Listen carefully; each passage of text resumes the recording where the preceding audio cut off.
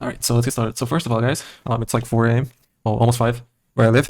But anyways, I'm just gonna do a recap on AWS serverless. All right, so let's get started. So first of all, we're gonna do this as a brain rot recap because I have brain rot. Anyways, let's get started. Okay. So first of all, I'm just gonna ignore all this bullshit for now.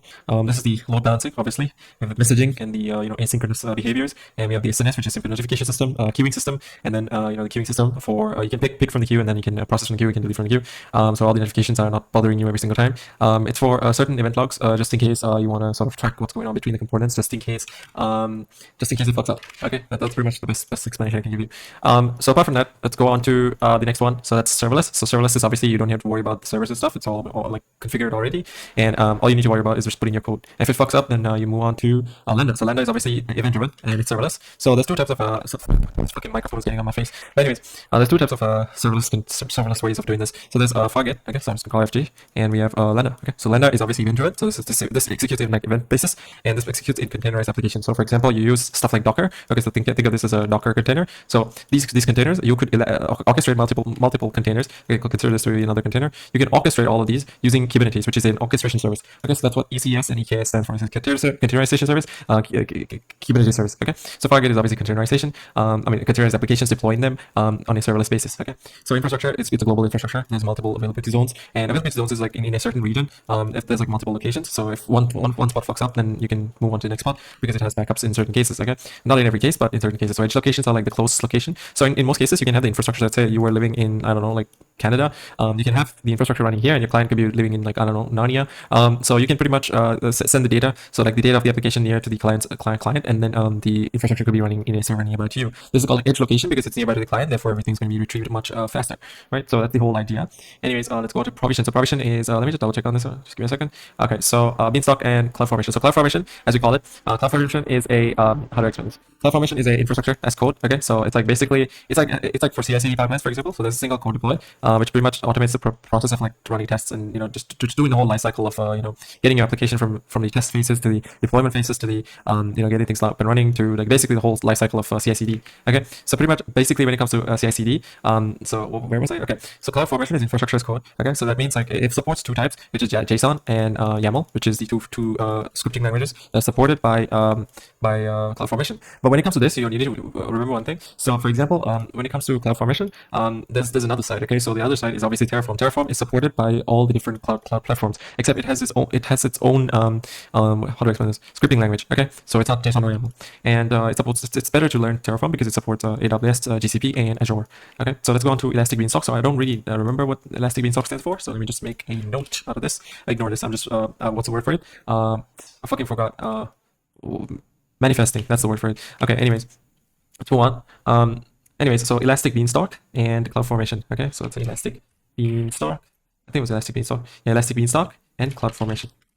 Okay, so that's basically what we're looking at over here. Can I fucking... There we go. So Elastic Beanstalk and CloudFormation. Okay, so let's move on to Elastic Beanstalk. I don't remember. So, okay, Cloud Orchestration Service. So that's what this is, okay? So Cloud Orchestration Service. And I don't understand what's the difference between the others, though. But anyways, Cloud Orchestration Service, infrastructure. That's what we manage with this. We just double check on that. There we go. So Web Infrastructure Management Service. And it supports, okay. So EC2 is like the servers, and S3 is pretty much for simple storage. So for things that don't require a lot of complex stuff. This is relational databases, this is non-relational, and this is for like simple stuff, right? Once again, closely related to S3.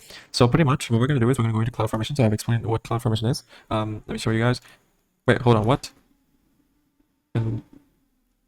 Helps to what? Automate resource partition. That's why I was so confused, because you can automate shit with scripts, right? So networking. Let's go to networking. Okay, that's good. There's VPCs, okay, virtual private clouds, and inside these VPCs you have subnets, okay. So there's certain ones are private subnets and certain ones are public subnets. The public subnet is basically what you see as soon as you like access a website, for example. But a private subnet contains things like databases within them. Let me actually I have brain rot, so let me just double check with that. Public subnets are where publicly available resources will be put, and private subnet is where the where secure databases and secure data need to be kept in a VPC, correct?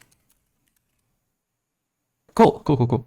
Okay, so in a VPC, exactly. So as you can see, so the user, so when a user makes a request, it sends it first to the VPC, right? Okay. I mean, it sends. Okay, yeah, I mean, I get that, but like, okay, so once it's gotten through the public subnet, the VPC is a network container that holds. Right, I get that. Public subnet is where the user might connect to. Public subnet.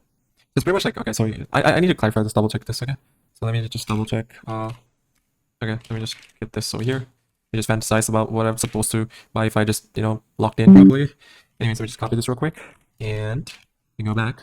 Anyways, let's move on to, so this is the VPC obviously, and this is the internet gateway. So this is the VPC which is within the cloud, and you get it through the internet gateway. So you have Route 53, and it sends it back to CloudFront. CloudFront sends it to the Elastic Load Balancer, and then Elastic Load Balancer sends it to what was it called? Yeah, so Elastic Load Balancer pretty much sends the request to the VPC, and the VPC sends the request to EC2 instances, which have Lambda containers, and then a Lambda container. So obviously Lambda makes the request to databases, and then it retrieves from databases, and then it pulls it back to you, basically for like in response cycles, request response cycles. Okay, so let's go on to so this is a virtual private gateway. So I do need to lock in on this part because I did lose a bit of there's the word VPC, virtual private cloud. Anyways, let's go on to subnet and access. So subnets, private subnets, exactly. So it's about next access control list. So pretty much it's like there's the stateless and stateful filtering. So for example, stateless is like obviously it doesn't keep state, so you need to log in every single time. And stateful is for things that don't require as much complex security. So pretty much it remembers who you are the first time you log in, so that we, it's easier, right? So as you can see, stateless packet filtering is for complex security reasons, and this is for less complicated security reasons because it keeps the state of who you are, as you can see. And let's go on to, as you can see, this is a configuration image. So let's move on to the global networking, and this is DNS. So DNS is basically like, okay, so behind each of these websites, there's a IP address. Okay, so once you see this IP address, you can pretty much get access to like the ports behind it, and the ports are obviously like services that are running behind this IP address, which is basically running this IP, this URL. Okay, but okay, I shouldn't have said that part because that's on cybersecurity anyways. Route 53 is the DNS service for AWS services, and then CloudFront is pretty much what it sends the request back to. CloudFront sends the request then to the load balancer, and then that sends it to the EC2 instances where Lambda and everything is going to be deployed. Okay, so as you can see, the DNS connects the IP address to the resource name, isn't it? What name? What name does it connect to? Resource. So pretty much it sends DNS connects the IP address to the what name? Let me double check. This is like a right. So domain name. It should be the domain name, right? What the fuck is this bullshit? Okay, it should be the domain name. Let me ask GPT. Domain name. Okay, there we go. Let's go on to storage and DBs. So we have relational and non-relational. So okay, block store stores everything as blocks. So why are data stored as blocks? Okay, that's a question that I have. EFS, Elastic File System. So again, I talked about this. Non-relational. Redshift is basically AWS's caching. So it's like Redis in a way. So everything is sort of temporarily stored on caching databases for to improve load times of applications. Just by saving the data that needs to be. That way it doesn't need to rerun every single time. Let's go to EBS, Elastic Block Store. So as you can see, everything's stored in snapshots. So like it doesn't override existing data. Instead, it just overrides. It just only adds like the new stuff that needs to be added. So it doesn't add. Everything is saved as snapshots, by the way. So I think I already mentioned that. EBS is a service that provides storage volumes. So let me just do storage, as you can see. And yeah, so pretty much it's easy, just like that. So S3 is simple storage. And as you can see, this is so S3 stores data in this format. It has an object level storage. Storage contains objects. So for example, data, we have the metadata and the key, which is a unique identifier. And so any file type can be uploaded onto S3 and EBS, and this is S3. So this is Elastic Block Store as blocks. S3 stores data as I don't know, fucking objects. Okay, objects. There we go. As objects. We just double check. Should be right. Yeah, there we go. Let's go to Elastic File System. I still don't understand the difference between these. EFS, Elastic File System, does not disrupt applications. So Elastic File System does not disrupt applications. So you should see that right here. And RDS, relational databases. So Aurora is basically Amazon's quote-unquote better relational database. So it's offered directly by AWS, and as you can see, it's a relational database service. That's what this is. DynamoDB is a non-relational cloud database. As you can see, it's a non-relational NoSQL database, and DynamoDB versus RDS, which is a non-relational versus relational. And for relational is better for complex applications, but it's slower. Complex applications that have a lot of records coming in. But for simple applications, it's unnecessary, to be honest. Okay, so big data analytics, once again, we use Redshift because it's much better in terms of caching. And so as you can see, I need to refer to this. It's a big data analytics, big data service. Okay, let's just search up service, big data analytics service. Okay, so let's move on from here to DMS. So database migration services. So for example, you used to combine multiple databases into a single one. That's what this is.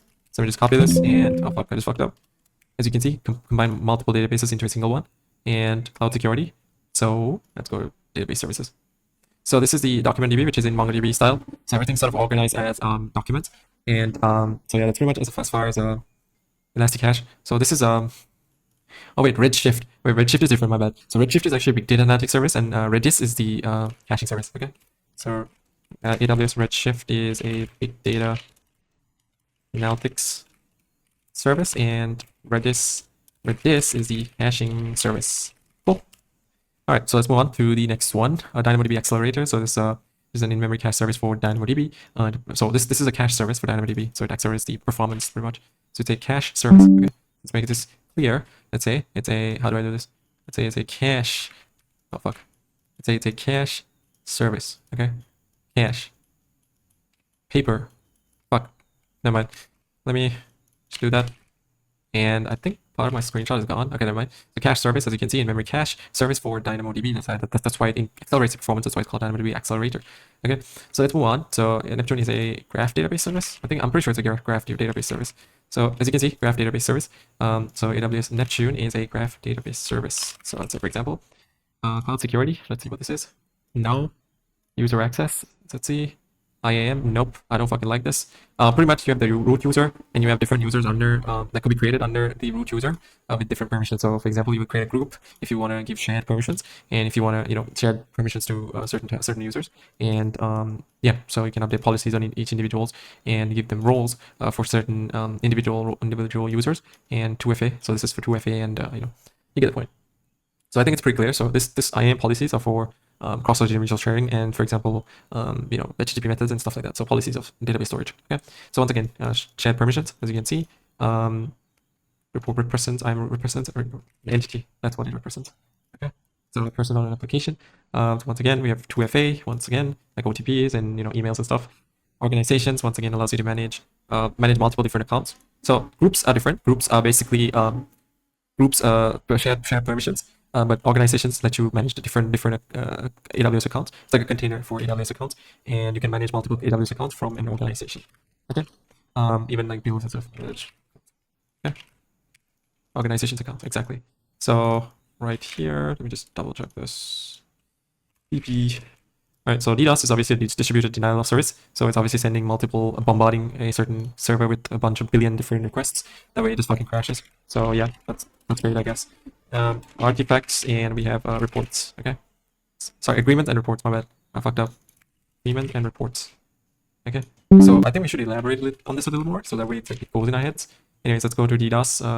So CloudWatch watches over, helps you watch over your resources, AWS resources. So CloudWatch, actually, we use this thing called Lambda login library. So remember when I said where the fuck is it? So you remember when I said serverless applications, we have Fargate and Lambda. So obviously right here, what happens is so Lambda login library. Okay, so I'm just gonna call it LLL. Lets you so any errors that are happening within the Lambda deploy, you can use the Lambda login library to push it onto CloudWatch logs. Okay, so I'm just gonna call it logs. So once you push it to CloudWatch logs, you can pretty much monitor everything from there. You can also set certain limits. You can monitor certain alerts, for resources and stuff like price limits and etc. So that's what that's for. And CloudTrail is pretty much everything. Everything is logged as a trail on using CloudTrail.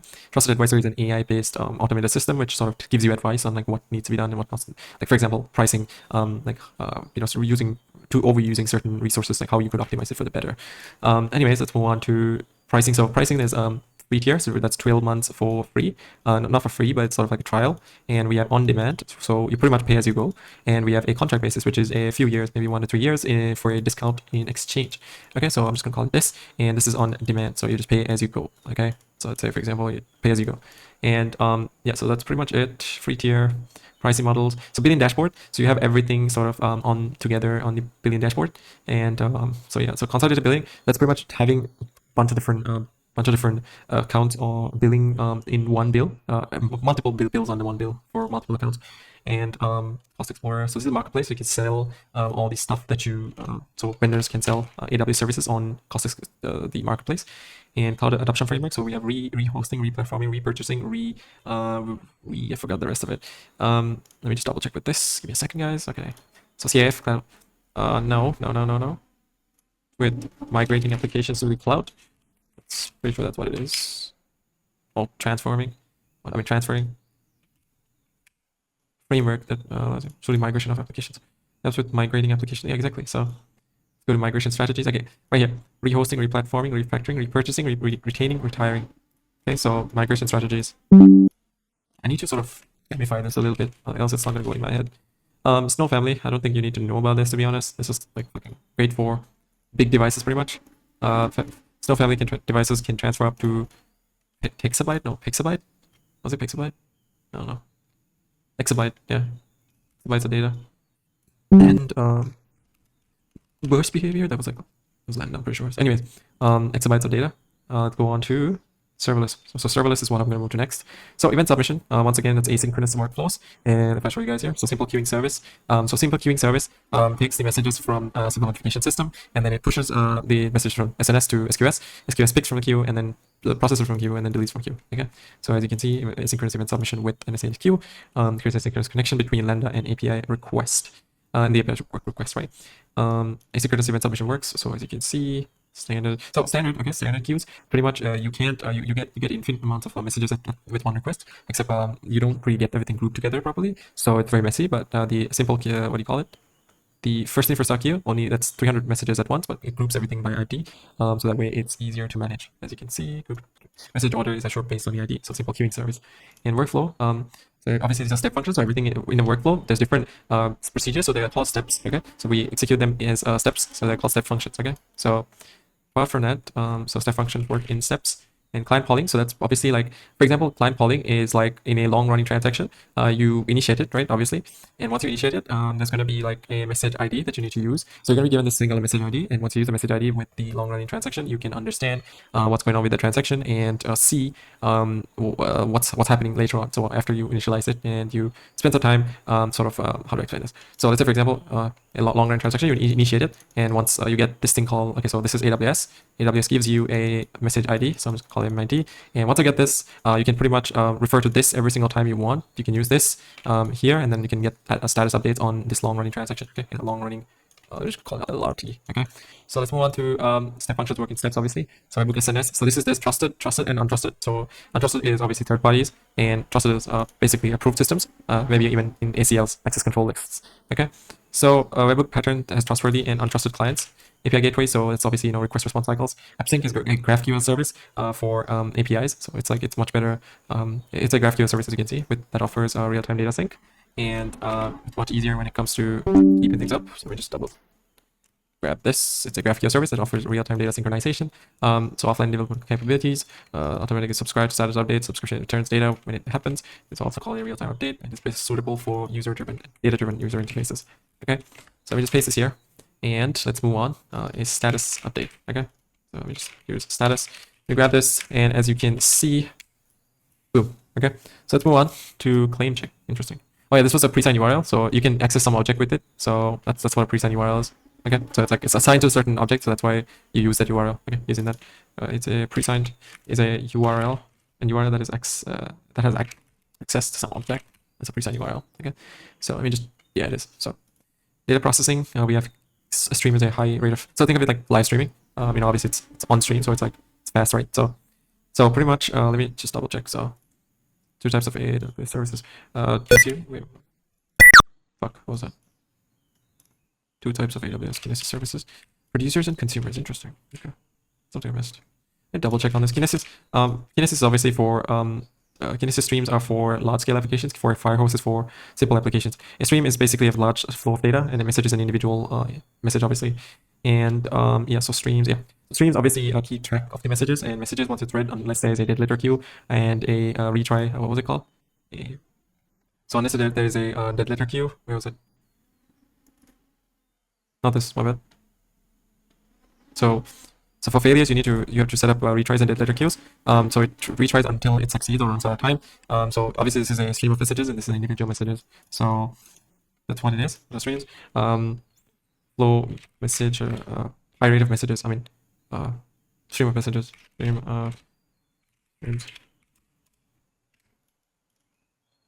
What the fuck? There's a different definition here. What the fuck? Am I tripping? Okay, let me just copy this real quick. You just grab that. Cool. Let's go on to failure management. And So use CloudWatch logs. That's obvious. And CloudWatch logs can help you overcome failures in your code. There's sync and async. So synchronization. Synchronous is obviously it doesn't retry, and asynchronous waits for something to be done. So exactly right here, and asynchronous waits for things to be done, and then we'll move on to the next thing. So as you can see, yeah. So the retry value. So this is important. So right now I'm having a brain rot session, so I'm not going to. So function calls and so there's function calls and no, function errors and call errors, right? So function errors are when calls don't work. I mean, functions don't work, and call errors are when calling a certain endpoint doesn't work. So function errors and call errors. So I just copy this real quick. Fuck, I just fucked up. Okay, there we go. And let's move on to. Let me just go from the back to the top. So this is serverless application development module deployment. So it's obviously like, as it says, serverless application development module. So you can interact with it using the CLI, the guided command for interactive environments like this, or you can in fact use there's different ways of interacting with it. So this is the easiest command, as you can see. So you can deploy using this as well. So this is the SAM package. So all under the serverless application development module, and auto deployment. So this is the CI/CD phase, as you can see. Code pipeline is obviously the automation of the CI/CD, a software release procedures and quality checks. That's what the CI/CD pipeline assists you with. So let me just get that real quick. Serverless deployment strategies. All at once. So all at once deploys everything at once. So that doesn't check for any errors or any other. Canary's second, Canary's a little slower, but also it's a little cautious about errors. Linear is extremely slow, but then it's more cautious about the problems and make sure certain application doesn't fail, right? So it's good for large scale applications. Now we have X-ray, which gives an X-ray of what's happening in the application. Serverless deployments. So that's obviously automated activities. Deployment is the transfer. Transferring the current application to a server. That's what it is. Exactly, right here. So CloudTrail and config. So as you can see, so CloudTrail is logs everything as trails, and that's what we see here. And a configuration that enables the logs of Cloud. The configuration that enables logs of the what the fuck. Yeah, there seems to be a big problem here. I fucking don't remember this, bro. That's crazy. I swear I fucking studied this. Let me try again. Delivery of CloudTrail events. Okay. Just copy this real quick. The CloudTrail is the delivery of CloudTrail events. Let me just try that again. A trail is the delivery of CloudTrail events. Oh. Let's move on. So deployments. So that's obviously service deployments. Securing. Let's see what this is. What's under this. Okay, limiting access to APIs. So Cognito is Amazon's built-in authentication system. So authorizers lets you customize the what do you call this? Customize the authorization, right? As you can see. So let me just. So authorizers are better for like custom use cases, and Cognito is better for usual sign-in, sign-up type of basis. So IAM is used for access identity-based access management, and so scaling kinesis is for streaming, right here. A function error. So there's different ways of handling this. Okay. First one is a function error, maximum record age, and a failure or retry attempts, and a failure destinations. Okay. So this is like the 4 ways of handling kinesis streams. So we just copy this. We just paste this here. Scaling step functions. Once again, workflow-based step functions. An activity worker communicates between services to receive tasks and perform them. So that's what a exactly. So scaling step functions. Let me double check. Right here. An activity worker communicates between services to receive tasks and perform them. That's what it is. Okay. An activity worker communicates between services to receive tasks and perform them. Cool. Let's move on. Scaling databases. So the letter queue is obviously where the messages that are not delivered goes. And so again, I've mentioned what this is. This is a caching-based database service, which accelerates the performance in turn. DynamoDB accelerator, that's what it is. So the DAX is.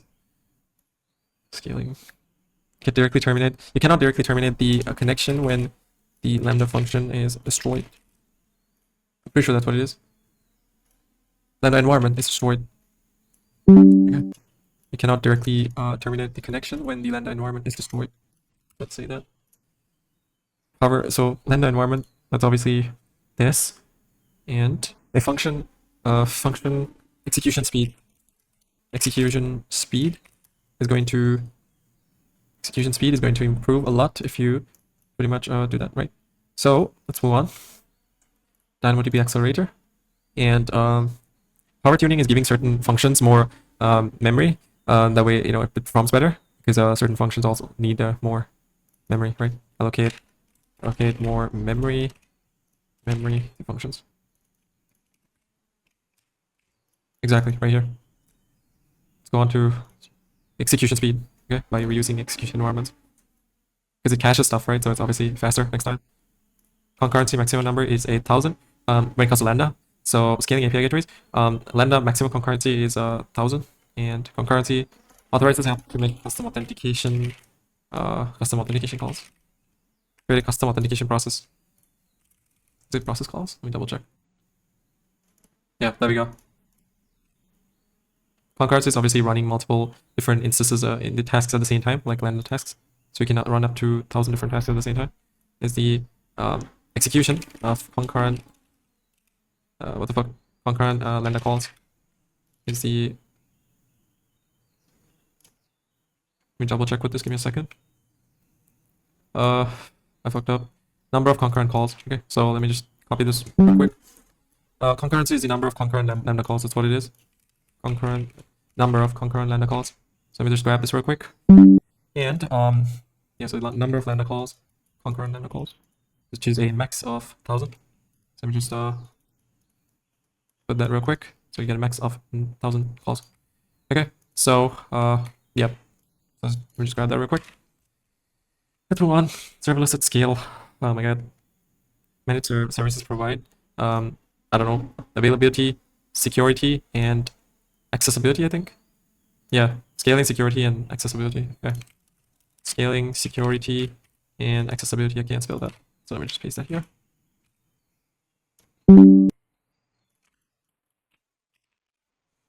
Web and mobile apps. Let's see. Cognito. Let me just copy this real quick.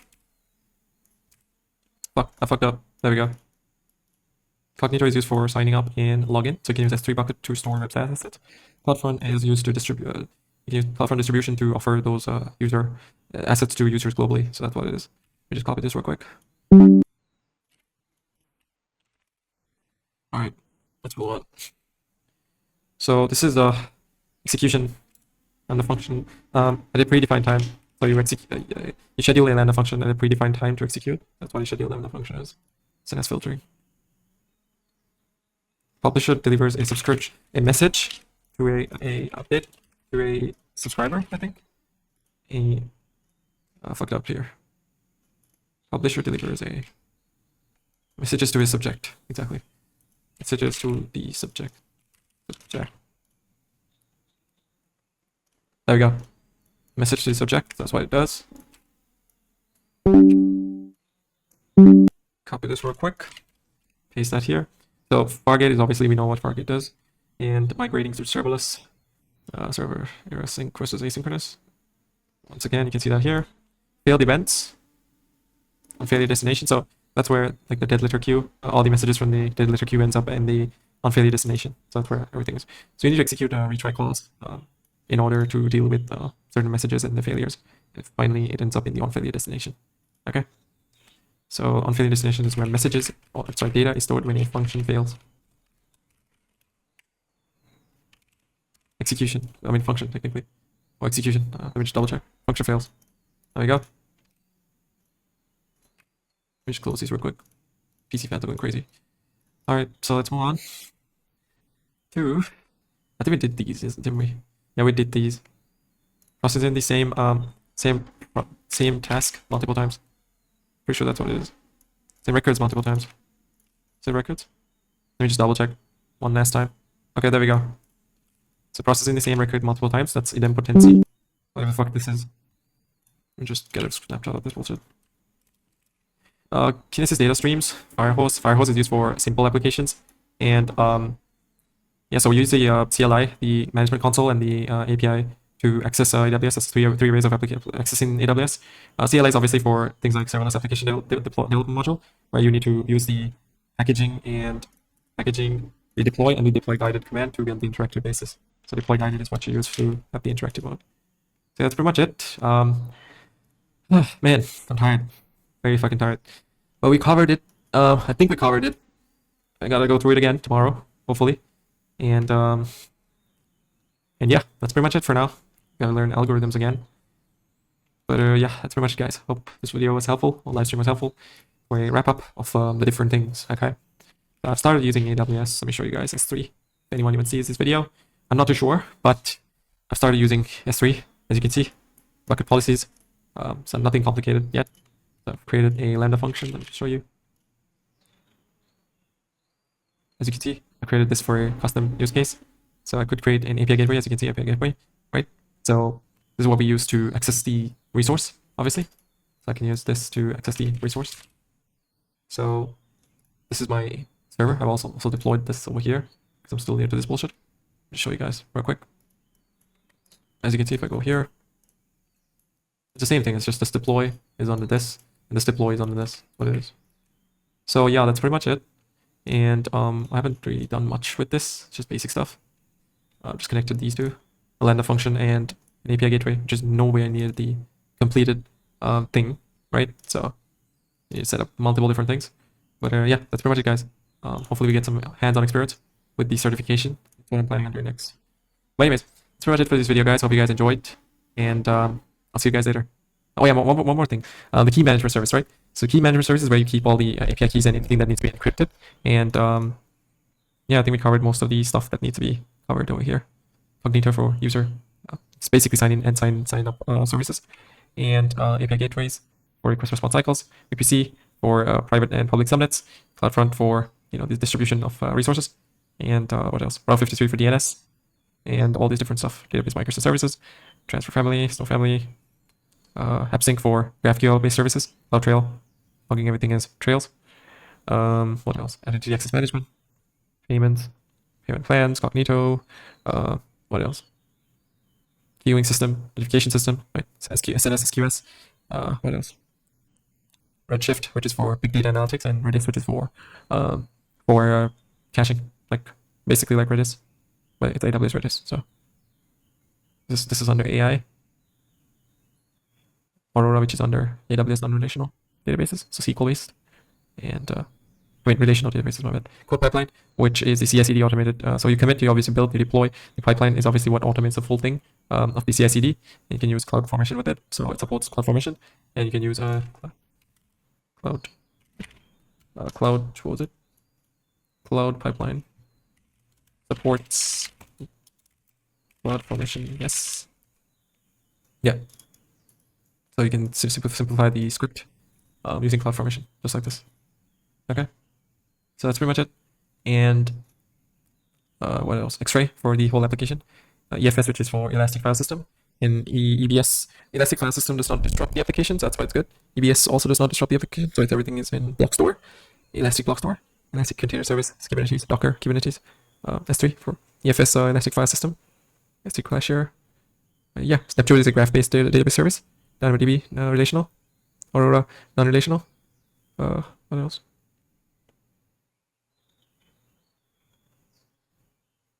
That's pretty much it, guys. Elastic Beanstalk. This is Container Application Infrastructure Management Service.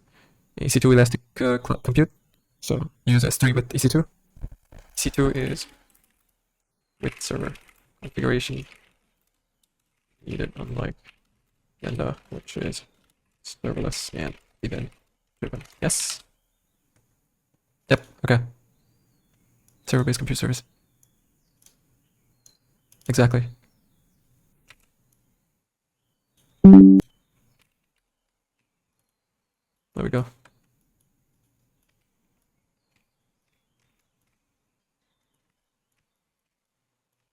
It's event driven as well. And Fargate is the containerized version.